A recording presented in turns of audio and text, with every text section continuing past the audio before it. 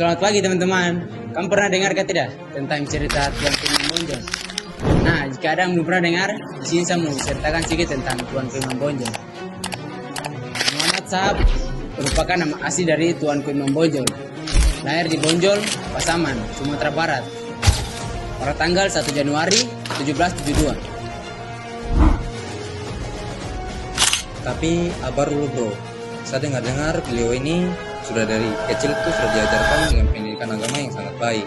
Sehingga akhirnya pas dia besar pun dia dikenal sebagai pemimpin agama dan sosial yang baik. Dan beliau ini juga kemudian mendapatkan gelar Tuanku Imam Bonjol. Baru ada cerita terkenal dari Imam Bonjol ini, yaitu Perang Padri. Di sini saya akan menjelaskan secara singkat ceritanya. Peran Imam Bonjol dalam Perang Padri. Imam Bonjol adalah pemimpin utama dalam Perang Padri ini. Pada tahun 1873 sampai 1838, yang awalnya merupakan konflik antara kaum Padri atau kelompok reformasi Islam dan kaum adat Minangkabau.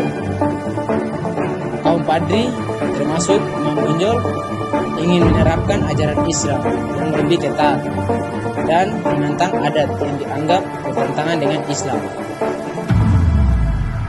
Pada tahun 1821, Belanda ikut campur dalam konflik dan bersekutu dengan kaum adat untuk melawan kaum Padri.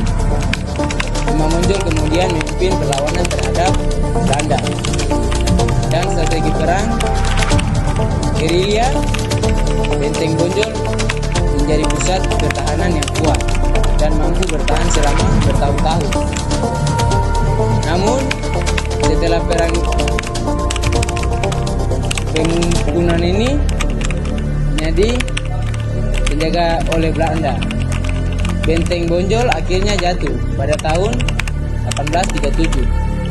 Imam Bonjol ditangkap dan diasingkan ke berbagai tempat hingga akhirnya meninggal di Minahasa pada 1864. Meskipun demikian, perjuangan melawan kolonialisme menjadikannya salah satu pahlawan nasional di Indonesia.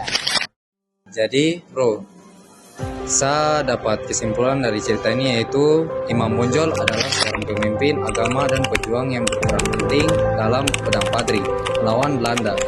Ia berusaha menegakkan ajaran Islam di Minangkabau dan mempertahankan kedaulatan rakyatnya dari penjajahan.